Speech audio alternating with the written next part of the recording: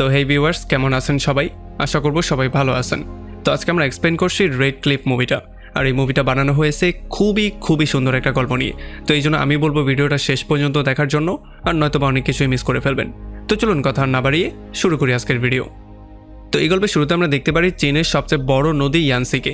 আসলে এই ইয়ানসির পাড়ে অনেক যুদ্ধ লড়া হয়েছিল, যার মধ্যে একটা রেড ক্লিফের যুদ্ধও ছিল। আর এই যুদ্ধটা করা হয়েছিল শুধুমাত্র একটা মেয়ের জন্য, মানে এই মেয়েকে পাওয়ার জন্যই এই যুদ্ধটা করা হয়েছিল। আসলে যেহেতু দ্বিতীয় শতকের শুরুতে রাজার মৃত্যু হয়ে গিয়েছিল, এই জন্য তার ছেলে জিয়ানকে সিংহাসনে বাধ্য হয়ে বসতে হয়। তবে যেহেতু তার বয়স অনেকটা কম ছিল, এই জন্য সে কিছুই বুঝে উঠতে পারছিল না। আর যেহেতু রাজসভায় অনেক লোকজন ছিল, তারা যেইভাবে জিয়ানকে চালাতো সে সেইভাবেই চলার ট্রাই করতো। আর তাছাড়া রাজনীতিতেও সে অনেকটা কাঁচা ছিল, এই জন্য অনেক সময় সে অনেক কিছু বুঝে উঠতে পারতো না। আর এই সুযোগটার সদ্ব্যবহার করে চ্যান্সেলর চাও পুরো রাজত্বকে তার নিজের কন্ট্রোলে করে নিয়েছিল। আসলে তাকে সবাই ভয় পেত, আর তার আঙ্গুলের ইশারাতেই পুরো রাজত্বটা চলতো। এমনকি রাজা জিয়ানও তাকে প্রচণ্ড ভয় পেত। আসলে বর্তমানে চ্যান্সেলর একটা যুদ্ধ জয় করে আবারও রাজসভাতে ব্যাক করেছে। আর এখানে এসেই সে রাজাকে বলে যে দক্ষিণের যেই জমিদাররা আছে তারা আমাদের বিরুদ্ধে বিদ্রোহ করার ট্রাই করছে। সো আমাদের উচিত তাদের উপরে যেই কোনো ওয়েতে গিয়ে আক্রমণ করা আর তাদের কাছ থেকে আমাদের জমি ছিনিয়ে নেওয়া। কারণ যদি আমরা এমনটা করতে না পারি, তাহলে হয়তো আমরা রাজ্যের একটা অংশ হারিয়ে ফেলবো। তো এই জন্য সে তার কাছে পারমিশন চায় সেখানে আক্রমণ করার জন্য। তবে এখানে যেই মুরব্বীরা ছিল তাদের মধ্যে অনেকেই ছিল যারা কিনা এটার পারমিশন দিতে চাইছিল না।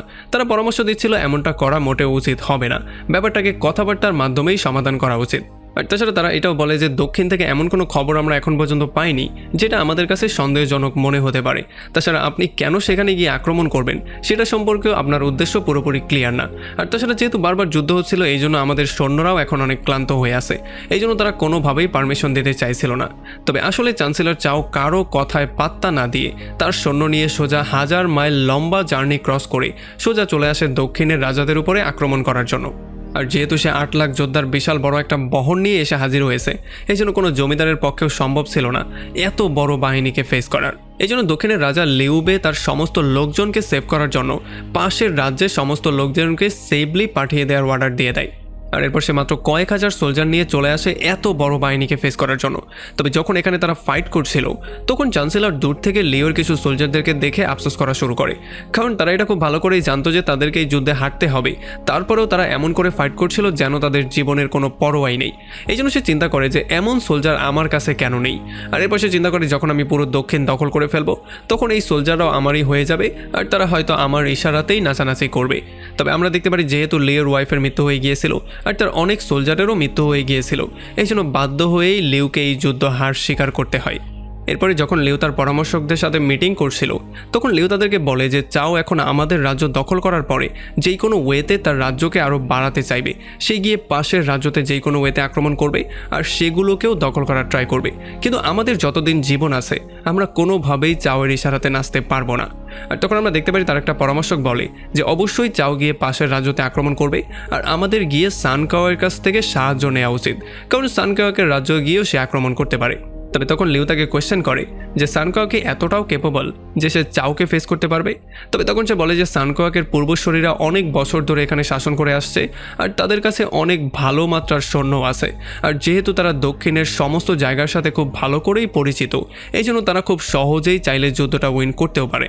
কিন্তু এখানে সমস্যাটা ছিল সানকোয়াকে চাওয়ের উপরে আক্রমণ করে তাদের সঙ্গে হাত মিলিয়ে চাওয়ের সঙ্গে শত্রুতা করবে কিনা। এই জন্য এই প্রস্তাবটা নিয়ে জমিদার চলে আসে সোজা সানকোয়াকে আস্তানায়। তবে এখানে এসে যখন সে এই প্রস্তাবটা সবার সামনে পেশ করে, তখন কিছু লোক ছিল যারা তার পক্ষে সাপোর্ট দিচ্ছিল, আবার কিছু লোক ছিল যারা তার বিপক্ষে বলছিল। আসলে এখানে বেশিরভাগ লোকই বলছিল যে এখন তাদের উচিত লিউকে বন্দি করে উল্টো চাওয়ের হাতে তুলে দেওয়া আর তার সাথে একটা ভালো ফ্রেন্ডশিপ করে ফেলা, আর নয়তোবা তাদের কপালেও যে কোনো সময় দুঃখ চলে আসতে পারে। তবে সানকোয়াকো এটা খুব ভালো করে জানতো যে চাও আসলে এখানে ফ্রেন্ডশিপ করতে না, সে বরং এই জায়গাগুলোকে দখল করার জন্য এসেছে। সো যদি এইটাকে তারা খুব হালকাভাবে নিয়ে ফেলে, তাহলে সামনে তাদের কপালেও বিপদ চলে আসতে পারে। আর এখন তাদের কাছে শুধুমাত্র দুইটা অপশনই আছে, হয়তোবা চাওয়ের সামনে হাঁটু গেড়ে বসে পড়ো, অথবা তার সাথে ফ্রেন্ডশিপ করে ফেলো। তবে এই সিদ্ধান্তটা নিতে পারবে তাদের যে বিদেশি মন্ত্রী আছে সেই, যে কিনা এখন পাহাড়ে অবস্থান করছে। এই জন্য জমিদার চলে যায় সোজা তার সঙ্গে মিট করার জন্য। আসলে তাদের বিদেশি মন্ত্রী ইয়ন যত ভালো যোদ্ধা তত ভালো মিউজিশিয়ানও, আর মিউজিকই তাকে মন শান্ত রাখতে সাহায্য করে। তাছাড়া সে একজন দূরদর্শী মানুষ, এই জন্য যখনই সে জমিদারের সাথে কথাবার্তা বলে, তখন তার প্রস্তাব শোনার পরে সে একটা গভীর চিন্তার মধ্যে পড়ে যায়। আর তখন এদিকে আমরা দেখতে পারি চাও একটা মেয়ের পিকচারের দিকে মন দিয়ে তাকিয়েছিল। আর যখন তাকে জিজ্ঞেস করা হয় যে এই মেয়েটা কে, তখন সে বলে যে এই মেয়েটা হচ্ছে আমার গুরুর মেয়ে, যাকে কিনা আমি প্রথম দেখাতেই ভালোবেসে ফেলেছিলাম। আর এখন এতগুলো বছর পরে এত রাস্তা পাড়ি দিয়ে আমি তাকে নেয়ার জন্য এসেছি। আর তখন আমরা জানতে পারি এই মেয়েটা আসলে অন্য কেউ না, এইটা হচ্ছে গিয়ে সেই ইয়ন নামের যোদ্ধার ওয়াইফ। আর ইয়নের ওয়াইফও প্রচণ্ড ভয়ের মধ্যে ছিল, কারণ সে জানতো যে তাকে নেয়ার জন্যই শত্রু এখানে চলে এসেছে।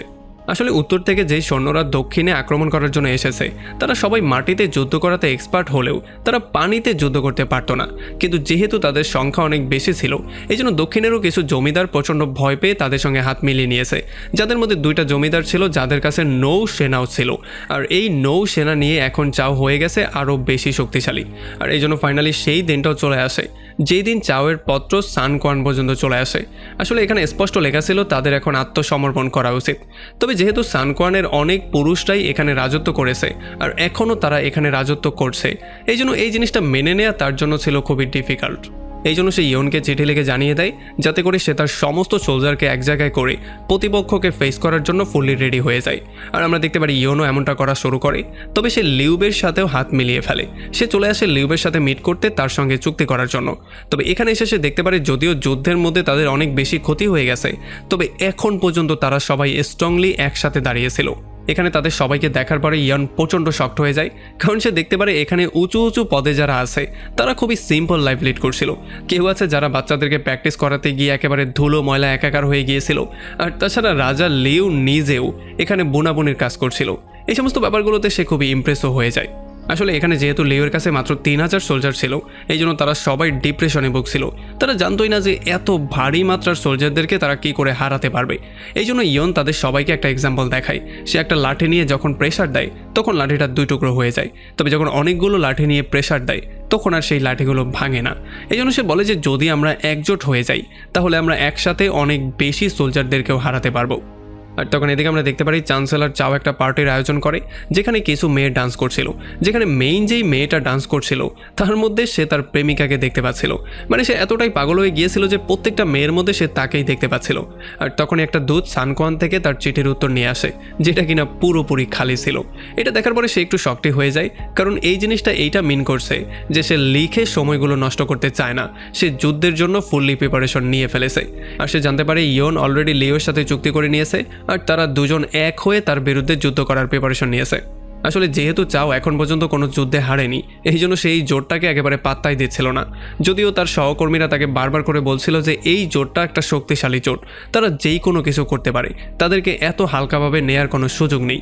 তবে সে বলে একজন হচ্ছে গিয়ে ভবঘুরে, দ্বিতীয়জন হচ্ছে গিয়ে সঙ্গীত শিল্পী, তারা যুদ্ধের কি বুঝবে, তাদের সবাইকে আমি খুব সহজেই হারিয়ে দিব। এদিকে আমরা দেখতে পারি ইয়ন যুদ্ধের জন্য প্রিপারেশন নেওয়া শুরু করে দিয়েছে। তবে সে এই ব্যাপারটা বুঝতে পারছিল না যে শত্রুপক্ষ কোথা দিয়ে আক্রমণ করবে, তারা কি মাটি দিয়ে আক্রমণ করবে নাকি পানি দিয়ে আক্রমণ করবে। আসলে চ্যান্সেলর চাওয়ের ক্যারেক্টার এমন একটা ক্যারেক্টার, সে তার মনের কথা কারোর সাথেই শেয়ার করে না, এমনকি তার যে রাইট হ্যান্ড আছে তার সঙ্গেও না। সে এটা খুব ভালো করেই জানে যে ইয়নকে পানিপথে হারানো অনেকটা কঠিন হয়ে যাবে, এই জন্য সে অবশ্যই মাটিপথে তার উপরে আক্রমণ করবে। কিন্তু তাদের মনোযোগ সরানোর জন্য সে একটা বাহিনী পানিপথে অবশ্যই পাঠাবে, কিন্তু তার মেইন টার্গেটটা থাকবে স্থূলপথে। আর এই জন্য ইয়ানো এই ব্যাপারটা চিন্তা করে ফেলে যে সে যেই কোনো ওয়েতে পাহাড়ের চূড়াতেই তার সৈন্যদেরকে স্থাপন করবে। মানে তার টার্গেট হবে হয়তো জল নয়তো স্থল, কারণ তার কাছে যেই পরিমাণ সোলজার আছে সে চাইলে এক জায়গাতেই তাদেরকে সেট আপ করতে পারবে, হয়তো মাটিতে নয়তো পানিতে। এই জন্য সে এমন একটা জায়গা সিলেক্ট করে যেই জায়গা থেকে তারা 2 দিকেই নজরদারি করতে পারবে। তারপরে পরদিন সকালবেলা যখন চ্যান্সেলর চাওয়ের লোকজন সেখানে যুদ্ধ করতে চলে আসে, তখন তারা দেখতে পারে এই ময়দান পুরো ফাঁকা, এখানে শুধু একটা কচ্ছপ পড়ে আছে। এই জন্য তারা বুঝতে পারে হয়তোবা ইয়ান এখান থেকে লেজ গুটিয়ে পালিয়ে গেছে। তবে তখনই এখানে সানকোয়ানের বোন চলে আসে, যে কিনা নিজেও ছিল একজন যোদ্ধা। আর সে তাদের সবাইকে পথ ভুলিয়ে সেই জায়গায় নিয়ে আসে যেখানে ইয়ান তার সমস্ত সোলজারদেরকে কচ্ছপের পিঠের আকারে সাজিয়ে রেখেছিল। আসলে এখানে সে এমন করে সোলজারদেরকে সাজিয়েছিল যার মধ্যে চাওয়ের সোলজাররা পুরোপুরি ডিভাইডেড হয়ে যাবে আর তাদের শক্তি অনেকটা দুর্বল হয়ে যাবে, কারণ তারা একসঙ্গে থাকতেই পারবে না। আর এরপরে ঢালের পেছন থেকে তাদের উপরে বারবার করে আক্রমণ করা হবে। এখানে যুদ্ধে ইয়ানের গ্রুপ জয়লাভ করে, ইয়ানও তাদের সঙ্গে কাঁধে কাঁধ মিলিয়ে যুদ্ধ করে। আর এই ব্যাপারটার জন্য তাদের সৈন্যরা অনেক বেশি উৎসাহ পেয়েছিল। এই জন্য তাদের সবাইকে মারার পরে তাদের কমান্ডারকে সেখান থেকে ফ্রিলি ছেড়ে দেওয়া হয়, যাতে করে চাও এই ব্যাপারটা বুঝতে পারে যে তার শত্রুরা মোটেও ফেলে দেওয়ার কিছু না, তার শত্রুরা হচ্ছে ভয়ঙ্কর রকমের যোদ্ধা। আর এদিকে আমরা দেখতে পারি যদিও স্থূলপথে চাও অনেক বড় একটা হারের শিকার করেছিল, তবে নদীপথে সে অনেকটা ভেতরে চলে গিয়েছিল। আমরা দেখতে পারি সে তার সমস্ত জাহাজ নিয়ে একেবারে লাল পাহাড়ের কাছে চলে আসে আর এখানে 2 দিন রেস্ট করার পরে সে চিন্তা করেছে সমস্ত শক্তি দিয়ে তাদের উপর আক্রমণ করবে। আর আমরা দেখতে পারি এদিকে ইয়ানের সৈন্যরাও অনেক বেশি উৎসাহ পেয়েছিল, কারণ তারা একটা বিশাল বড় জয় পেয়েছে। আর তারাও এখান থেকে নদীর মধ্যে দাঁড়িয়ে চ্যান্সেলর চাওয়ের সমস্ত জাহাজগুলো দেখছিল। এখানে ইয়ান তাদের সবাইকে বলে যে সমস্ত যোদ্ধারই একটা দুর্বলতা থাকে, যেমন চ্যান্সেলর চাওয়ের দুর্বলতা হচ্ছে গিয়ে সে কারো উপরে বিশ্বাস করে না, আর সে নিজে যেটা চিন্তা করে এরপর সে আর কারো কথাই শুনতে চায় না। এই জন্য সানকোয়ানের বোন তাদেরকে পরামর্শ দিয়ে বলে যে এখন তাদের জাহাজগুলো যে জায়গায় আছে সেই সমস্ত জায়গাগুলো আমাদের এই জায়গা, এগুলোকে আমি খুব ভালো করেই চিনি, এই জন্য ভেতর থেকে যদি কোনো খবর আনতে হয় সেটা আমি খুব ভালো করেই আনতে পারবো। আর এদিকে আমরা দেখতে পারি চ্যান্সেলর চাও সেই নর্তকী মেয়েটার পেছনেই তার অর্ধেক সময় নষ্ট করে ফেলে, আর সে সেই মেয়েটার চালচলন পোশাক আশাকও তার প্রেমিকার মতোই করে দিয়েছিল। যদিও সে জানতো যে এমনটা করলে সেটা হয়ে যাবে না, তবে তবুও সে তার মনের খায়েশ মেটানোর জন্য এমনটা করছিল। আর এই জন্য ফাইনালি তার আশেপাশের সমস্ত লোকজন এই ব্যাপারটা বুঝতে পারে যে শুধুমাত্র একটা মেয়ের জন্য এই বিশাল বড় যুদ্ধটা তারা করতে যাচ্ছে। এরপরে পরদিন সকালবেলা আমরা দেখতে পারি ইয়ান একটা কবুতরের পায়ে একটা লেটার লিখে আর সেই কবুতরটাকে সে উড়িয়ে দেয় একটা জায়গায় যাওয়ার জন্য। আর তখন ইয়ান জমিদারকে বলে যে চ্যান্সেলর চাও নদীপথে শুধুমাত্র 2টা সোলজারের উপরে ডিপেন্ডেন্ট, যারা কিনা দক্ষিণেরই সোলজার, আর তারা অবশ্যই ভালো যোদ্ধা। যদি আমরা তাদেরকে রাস্তা থেকে সরিয়ে ফেলতে পারি তাহলে চাওয়ের সমস্ত সোলজাররা নদীপথে পুরো দিশাহীন হয়ে পড়বে। আর তখন এদিকে আমরা দেখতে পারি সাংইয়ংয়ের বোন চ্যান্সেলর চাওয়ের গ্রুপের মধ্যে ঢুকে যায় আর সে সেখান থেকে গোপন খবরের মাধ্যমে তাদেরকে জানিয়ে দেয় যে চ্যান্সেলর চাওয়ের সৈন্যদের মধ্যে মহামারী ছড়িয়ে গেছে। আসলে যেহেতু তারা উত্তর থেকে সরাসরি দক্ষিণে যুদ্ধ করতে চলে এসেছে, এই জন্য তাদের রোগ প্রতিরোধ ক্ষমতা অনেকটা কমে গিয়েছে, আর এখানে রোগের সাথে তাদের শরীর ফাইট করতে পারছে না, এই জন্য তাদের ভয়ঙ্কর রকম করে মৃত্যু হচ্ছে। কিন্তু চ্যান্সেলর চাও বুদ্ধি করে এই সোলজারদেরকে সেখানে সম্মানপূর্বকভাবে দাফন না করে সেগুলোকে নদীর এই পারে ঠেলে পাঠিয়ে দিয়েছিল, যাতে করে মহামারী এই দিকে ছড়িয়ে পড়ে। তবে ইয়ান এই ব্যাপারগুলো দেখার পরেও কোনোভাবেই মনুষ্যত্ব হারায় না, সে তাদের লাশগুলো সম্মানজনকভাবে পুড়িয়ে দেয়, কারণ সোলজার যেই পক্ষেরই হোক তাদের একটা সম্মান তারা প্রাপ্য। তবে পরদিন সকালবেলা ইয়ংয়ের গ্রুপ আরও একটা ভয়ঙ্কর খবর পায়। তারা জানতে পারে লিউবে তার সমস্ত দলবল নিয়ে এখান থেকে চলে যাচ্ছে, কারণ তারা আর কোনোভাবেই তাদের সঙ্গে থাকতে চায় না, কারণ এমনিতেই তাদের সোলজার অনেকটা কম, তার উপরে মহামারী ছড়িয়ে পড়েছে। সে চায় না তাদের সোলজারদের জীবন ঝুঁকির মধ্যে ফেলতে, এই জন্য সে ইয়নকে ছেড়ে দিয়ে এখান থেকে সমস্ত সোলজার নিয়ে চলে যায়। তবে আমরা দেখতে পারি যেই জমিদার তাকে এখানে আনার পরামর্শ দিয়েছিল সে এখান থেকে যেতে চায় না, সে এই যুদ্ধের শেষ দেখে ছাড়বে বলে এখানে রয়েই যায়। আর তখন একটা চট চ্যান্সেলর চাওয়ার কাছে একটা খবর নিয়ে আসে, সে বলে যে মহামারীর যেই ব্যাপারটা আমরা দিয়েছিলাম সেই ব্যাপারটা কাজ করেছে, কারণ লিউ তাদেরকে ধোকা দিয়ে তার দলবল নিয়ে সেখান থেকে পালিয়ে গেছে।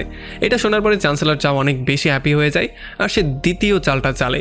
সে আসলে ইয়নের খুবই ক্লোজ একটা বন্ধুর সঙ্গে হাত মিলিয়ে ফেলে, আর এরপর সে ইয়নের কাছে তাকে পাঠায় ভেতরের গোপন খবর আনার জন্য। আর তখন এদিকে আমরা দেখতে পারি ইয়নের গ্রুপের মধ্যে সবাই প্রচণ্ড ভয়ের মধ্যে ছিল, আর তারা খুবই টেনশনের মধ্যে পড়ে গিয়েছিল, কারণ লিউবের বিশাল বড় একটা গ্রুপ তাদেরকে ছেড়ে দিয়ে চলে গিয়েছিল। এই জন্য তারা বুঝতেই পারছিল না এখন তারা কি করবে, আর তাছাড়া বারবার আক্রমণ করার জন্য তাদের তীরও অর্ধেক হয়ে গিয়েছিল। এই জন্য ইয়নকে সেই পরামর্শক বলে যে আমি 3 দিনের মধ্যে তোমাদেরকে 1 লাখ তীর এনে দেব, তবে এইটার বদলে তোমাকেও প্রমিস করতে হবে তুমি সেই দক্ষিণের 2টা সোলজারকে এখান থেকে সরিয়ে ফেলবে, যাতে করে তারা কোনোভাবেই চ্যান্সেলর চাওকে সাহায্য করতে না পারে। আর আমরা দেখতে পারি ইয়নও এই চ্যালেঞ্জটা অ্যাকসেপ্ট করে নেয়। এরপরে যখন 2টা দিন পার হয়ে যায় আর ইয়নের পরামর্শকরা দেখতে পারে লিয়াম এখন পর্যন্ত একটা তীরও বানানোর কাজে হাত দেয়নি, তখন তারা পুরোপুরি শক্ট হয়ে গিয়েছিল। আর তাছাড়া সারা দেখতে পারে সে পাগলের মতো শুধু আকাশের দিকেই তাকিয়ে থাকতো। আর এই ব্যাপারগুলো দেখার পরে যখন তারা গিয়ে তার কাছে জিজ্ঞেস করে, তখন সে বলে যে প্রকৃতির নিয়ম বুঝতে পারে তাকে কষ্ট করতে হয় না, সে খুব সহজেই সমস্ত কাজগুলো করতে পারে। আমি যেমনটা বলেছিলাম তুমি কি আমার জন্য 20টা নৌকা রেডি করেছো? তখন সে বলে যে হ্যাঁ, সেগুলো তো রেডি হয়ে নদীতেই আছে। এরপরে সে তাকে বলে যে তুমি একেবারেই চিন্তা করবে না, আজকে রাতের বেলায় আমি সমস্ত কাজ করে ফেলবো, তোমাদের তীরের ব্যবস্থা আমি করে ফেলবো। এদিকে ইয়নের কাছে ইয়নের সেই পুরনো বন্ধু চলে আসে খবর বের করার জন্য, মানে সে চ্যান্সেলর চাওয়ের পক্ষ থেকে আসে। এখানে তারা দুজন সারা রাত ধরে মদ খায় আর তার বন্ধু বারবার করে তার থেকে খবর বের করার ট্রাই করছিল। এই জন্য ইয়ন এই ব্যাপারগুলো ক্লিয়ারলি বুঝে যায় আর তার বন্ধুও কথা এই খবরটা জানিয়ে দেয়। সে বলে যে আমি শুনেছি চ্যান্সেলর চাও নাকি তোমার ওয়াইফকে নেয়ার জন্যই এখানে এসেছে, আর তার ওয়াইফও এই ব্যাপারটা দূর থেকে শুনে ফেলে। তবে তখন একটা দূত চলে আসে তাকে একটা খবর দেওয়ার জন্য, আর আমরা দেখতে পারি তার বন্ধু মন দিয়ে এই কথাগুলো শোনা শুরু করে। আসলে এখানে সে বলছিল যে দক্ষিণের যেই 2টা রাজা গিয়ে চাওয়ের সঙ্গে হাত মিলিয়ে নিয়েছে তাদেরকে আসলে সেই প্ল্যান করে চাওয়ের মধ্যে ঢুকিয়ে দিয়েছে, যাতে করে সঠিক সময়কে কাজে লাগিয়ে তারা চাওয়ের মাথাটা তাকে এনে দিতে পারে। আর তখন ইয়ানো তাকে বলে যে ঠিক আছে, তাদেরকে বলো তাদের কাজ কন্টিনিউ করতে। আর এরপরে যখন ইয়ন নেশার মধ্যে ঘুমিয়ে পড়ে তখন তার বন্ধু সেই লেটারটা নিয়ে সেখান থেকে গায়েব হয়ে যায়। আর বাস এতটুকুই ছিল ইয়ানের কাজ। আসলে সে চাইছিল চ্যান্সেলর চাওয়ের মধ্যে শুধু সন্দেহের একটা বীজ রোপণ করতে, আর এরপরে তার যে নিজের ধ্বংসযজ্ঞ সেটা সে নিজেই করবে। তো এরপর পরদিন সকালবেলা আমরা দেখতে পারি যখন পুরো আকাশ কুয়াশায় ছেয়ে যায় তখন সেই 20টা নৌকা আস্তে আস্তে করে চ্যান্সেলর চাওয়ের দিকে যাওয়া শুরু করে। এই জন্য চাওয়ের সোলজাররা এই নৌকাগুলোর উপরে তীরের বৃষ্টি নামিয়ে দেয়, কিন্তু তারা এটা জানতোই না যে এই নৌকাগুলো খালি অবস্থায় আছে। আর যখনই তাদের তীরে পুরো নৌকাগুলো ভরে যায় তখন আস্তে করে তারা নৌকাগুলোকে পেছনের দিকে টেনে নিয়ে যায়। যদিও এগুলো দেখার পরে চ্যান্সেলর চাওয়ের যেই কমান্ডার ছিল সে বুঝতেই পারছিল না এখানে হচ্ছেটা কি। এরপরে চ্যান্সেলর চাওয়ার কাছে সেই লোকটা চলে আসে সেই চিঠিটা নিয়ে, যেই চিঠির মধ্যে 2টা লোকের বেইমানির খবর আছে। আর যখন চ্যান্সেলর চাও এই ব্যাপারটা জানতে পারে তখন সে সেই 2টা জমিদারের মাথা কাটার অর্ডার দিয়ে দেয়, কারণ সে বুঝতে পেরেছে যে তার মধ্যেই তার শত্রু লুকিয়ে আছে। তবে রাতের বেলায় চ্যান্সেলর চাও জানতে পারে যে সকালবেলা কুয়াশার মধ্যে কিছু নৌকা এসেছিল যেগুলো কিনা তীর নিয়ে আবারও ব্যাকও করেছে। আর তাছাড়া যেই লেটারটা পেয়ে আপনি 2 জনের মাথা কেটে ফেলেছিলেন সেই লেটারটাও ছিল নকল। এটা শোনার পরে তো তার মাথা আরও বেশি গরম হয়ে যায়, সে বুঝতেই পারছিল না এখন সে কী করবে। এই জন্য মাথা গরম করে সে বলা শুরু করে যে আমার সৈন্য তাদের চেয়ে 7-8 গুণ বেশি, সো এই জন্য আমি যেই কোনো ওয়েতে তাদের উপর আক্রমণ করব, কারণ তারা আমার সঙ্গে খেলার ট্রাই করছে। এই জন্য সে সমস্ত শক্তি দিয়ে জলপথে তাদের উপর আক্রমণ করার প্ল্যানিং করে, আর সে ওয়ার্ডারও দিয়ে দেয় তাদের উপরে আক্রমণ করার। আর এই খবরটা যখনই সাংইয়ংয়ের বোন পেয়ে যায় তখন সে দ্রুত সেখান থেকে এই খবরটা নিয়ে চলে আসে লাল পাহাড়ে। আর এখানে সে তার কাপড়ের মধ্যে পুরো একটা নকশা বানিয়ে নিয়ে আসে। আসলে এটা ছিল চ্যান্সেলর চাওয়ের পুরো গ্রুপের একটা নকশা, যেটা সাহায্যে তারা বুঝতে পারবে যে চ্যান্সেলর চাও কোথা দিয়ে আক্রমণ করতে পারে আর এটাকে তারা কিভাবে প্রতিহত করতে পারবে। এরপরে যখন তারা যুদ্ধের জন্য প্ল্যানিং করা শুরু করে তখন তারা এটা খুব ভালো করেই জানতো যে এত বড় সোলজারের একটা বাহিনীকে তারা চাইলেও মারতে পারবে না, কারণ তাদের কাছে সোলজারের সংখ্যা অনেকটা কম। এই জন্য তারা আগুনের ব্যবহার করার সিদ্ধান্ত নেয়, মানে আগুনের মাধ্যমে তাদের সবাইকে পুড়িয়ে দিবে। আর এদিকে চ্যান্সেলর চাও এই ব্যাপারটা খুব ভালো করে জানতো যে যখন সোলজার কম থাকে আর বেশি জনের সাথে ফাইট করতে হয় তখন রণনীতি শুধুমাত্র একটাই হয়, সেটা হচ্ছে আগুনের ব্যবহার করো। কিন্তু দুর্ভাগ্যবশত বাতাসও চ্যান্সেলর চাওয়ের পক্ষেই ছিল, মানে বাতাস এখন চ্যান্সেলর চাওয়ের দিক থেকে তাদের দিকে আসছিল। সো যদি তারা আগুনের প্রয়োগ করার ট্রাইও করে তাহলে সেই আগুনে তারা নিজেরাই পড়ে মরবে। আর এই ব্যাপারটা খুব শীঘ্রই ইয়ানও বুঝতে পারে, এই জন্য তারা সবাই খুবই টেনশনের মধ্যেও পড়ে যায়। তবে তখনই লিয়ামের মাথায় একটা বুদ্ধি আসে, সে বলে যে এখানের কৃষকদের কাছ থেকেই আমি এই জিনিসটা শিখেছি। আসলে যখন আকাশে কালো মেঘ জমা হয় তখন এই নদীর পাড়ে উল্টো একটা বাতাস হয় যেটা কিনা উল্টো দিকে যাওয়া শুরু করে। এইটার ইউজ চাইলে আমরা যুদ্ধক্ষেত্রে করলেও করতে পারি। আর এটা শোনার পরে তারা সবাই জিজ্ঞেস করে যে এই বাতাসটা কখন হবে। তখন সে বলে যে হয়তোবা আজকে সন্ধ্যার সময়, নয়তোবা কালকে সকালবেলা। তবে সমস্যা ছিল যদি চাও সন্ধ্যার আগেই তাদের উপর আক্রমণ করে দেয় তাহলে ব্যাপারটা কী হবে। এই জন্য লিয়াম তাদেরকে বলে যে আমাদের যেই কোনো ওয়েতে চাওকে আটকে রাখতে হবে, তার আক্রমণ করাকে স্থগিত করাতে হবে, কিন্তু সেটা কিভাবে তারা এই ব্যাপারটা জানতো না। আর এই সমস্ত ব্যাপারগুলো ইয়ানের ওয়াইফ দূর থেকে শোনার পরে তার পেটের 3 মাসের বাচ্চাকে নিয়ে সোজা চলে আসে চ্যান্সেলর চাওয়ের কাছে। আসলে এখন যেহেতু আক্রমণটা ঠেকানোর জন্য তাদের একটু সময়ের দরকার ছিল, এই জন্যই তার ওয়াইফ গিয়েছে সময় আনার জন্য, মানে সে যতক্ষণ তাদের সঙ্গে কথাবার্তা বলবে ততক্ষণ তো আর সে আক্রমণ করবে না। আর যখন ইয়ান তার রুমে যায় তখন সে তার ওয়াইফের এই লেটারটাও পেয়ে যায়। আর এদিকে যখন চ্যান্সেলর চাও জানতে পারে তার পুরনো ক্রাশ এখানে এসেছে তখন সে নিজে তাকে রিসিভ করতে যায়, আর এরপর সে তাকে নিয়ে সোজা একটা রুমে ঢুকে যায়। আর এই সমস্ত ব্যাপারগুলো দেখার পরে এখানে সবাই পুরোপুরি শক্ট হয়ে যায়, কারণ তারা বুঝতেই পারছিল না যে এত ভয়ঙ্কর একটা সময়ে সে কেন তার শত্রুর ঘরের মধ্যে এসেছে। এখানে কোনো একটা মিশ্রিত অবশ্যই আছে। আর এদিকে আমরা দেখতে পারি ইয়ান তার সমস্ত সোলজারদেরকে রেডি করে যুদ্ধের জন্য ঘাপটি মেরে বসেছিল। আর তখন এখানে একটা সোলজার এসে তাকে বলে যে আপনার ওয়াইফকে সেভ করার জন্য আমি ছোট্ট একটা বাহিনী নিয়ে নিজে গিয়ে আক্রমণ করতে চাই, কারণ এটা আমাদের মান ইজ্জতের একটা ব্যাপার। তবে ইয়ান তাকে ক্লিয়ার করে এটা জানিয়ে দেয় যে এখন অন্য কোনো দিকে বিভ্রান্ত হওয়ার সময় না, এখন আমাদের লক্ষ্য একটাই, শুধুমাত্র আক্রমণকে প্রতিহত করা। আর এদিকে যখন চাও তার সঙ্গে কথাবার্তা বলছিল তখন সে প্রথমেই তাকে বলে যে আমি তোমার বাবার শিষ্য ছিলাম, তখনই আমি তোমাকে প্রথমবার দেখতে পেয়েছিলাম, তোমার হাতের 1 কাপ চা খাওয়ার আমার খুব ইচ্ছা ছিল, কিন্তু তখন আর এটা হয়ে ওঠেনি। আর তখন ইয়ানের ওয়াইফ তাকে বলে যে তুমি কি এই যুদ্ধটা আমার জন্য শুরু করেছো? যদি তুমি আমাকে জেতার জন্য যুদ্ধটা শুরু করো তাহলে আমি তোমার সামনে হাঁটু গেড়ে বসছি, কিন্তু প্লিজ তুমি আর আমার কোনো সোলজারের জীবন নিও না। কিন্তু আমরা দেখতে পারি চাও কোনোভাবে এটা মানতে চায় না। সে বলে যে ইয়নকে তোমার আমার সামনে হাঁটতে দেখতে হবে, তাহলেই আমি আসলে তোমাকে জয় করতে পারবো, আর নয়তোবা এটা আমার জয় হবে না। আর একটু পরেই আমরা দেখতে পারি দুই গ্রুপের সোলজাররাই পুরোপুরি রেডি হয়ে গেছে আর চাও যুদ্ধের জন্য যাওয়া শুরু করে। তবে তখন ইয়নের ওয়াইফ তাকে এক কাপ চা খাওয়ার জন্য সেখানে থামিয়ে ফেলে আর সেও নিজে চলে যায় এক কাপ চা খাওয়ার জন্য। সে চিন্তা করেছিল এক কাপ চা খেতে আর কতক্ষণ সময় লাগবে। তবে আমরা দেখতে পারি চাওয়ের কমান্ডার প্রচণ্ড রাগের মধ্যে ছিল। সে চিন্তা করছিল জীবন মৃত্যুর সামনে দাঁড়িয়ে এখন এক কাপ চা খাওয়ার সময়। এখানে ইয়ান তাকে বলে যে যেমন করে চায়ের এই কাপটা ভরে গেছে তুমিও তেমন করে ভরে গেছো তোমার রাগ, অহংকার আর জেদের মধ্যে। এখন এই সমস্ত ব্যাপারগুলো তোমার মধ্য থেকে খালি করতে হবে। এখন সময় চলে এসেছে তোমাকে শেষ করার। আর এটা বলার সঙ্গে সঙ্গেই আমরা দেখতে পারি বাতাস বন্ধ হয়ে যায় আর বাতাসটা উল্টো দিকে বওয়া শুরু করে। আর এই সমস্ত ব্যাপারগুলো দেখার পরে এখানে সবাই পুরোপুরি হ্যাপি হয়ে যায়, কারণ তারা জানতো যে এখন তাদেরকে যুদ্ধে আর কেউ হারাতে পারবে না। তবে তখন ইয়ানকে তার কমান্ডার জিজ্ঞেস করে যে আমরা এখন কার জন্য ওয়েট করছি। তখন ইয়ন তাকে বলে যে লিউ বের জন্য। আসলে লিউ বে কখনো তাদের সঙ্গ ছেড়ে যায়নি, বরং এইটা ছিল একটা চাল শুধুমাত্র চ্যান্সেলর চাওকে একটু বিভ্রান্ত করার জন্য, যেই ব্যাপারটা তারা দুজন ছাড়া আর কেউই জানতো না। আর এদিকে চা খাওয়ার পরে চ্যান্সেলর চাওয়ের মাথা একটু ব্যথা করা শুরু করে। আর তখন ইয়ানের ওয়াইফ তাকে বলে যে যুদ্ধ করা তোমার কাছে চা খাওয়ার মতোই ইজি ছিল, কিন্তু এখন দেখো তুমি না যুদ্ধ করতে পারছো না চা খেয়ে হজম করতে পারছো। আর এর একটু পরেই আমরা দেখতে পারি ভয়ঙ্কর রকমের যুদ্ধ শুরু হয়ে যায়। আর যেহেতু ইয়ানদের পক্ষে বাতাস ছিল এই জন্য তারা আগুনের সাহায্যে এক এক করে সবাইকে শেষ করা শুরু করে। আর এই ব্যাপারগুলো দেখার পরে চ্যান্সেলর চাও পুরোপুরি শক্ট হয়ে যায়। মানে আমরা দেখতে পারি শুধুমাত্র অহংকার আর একঘেয়েমির জন্য চ্যান্সেলর চাওকে একটা ভয়ঙ্কর পরিণতি ফেস করতে হয়।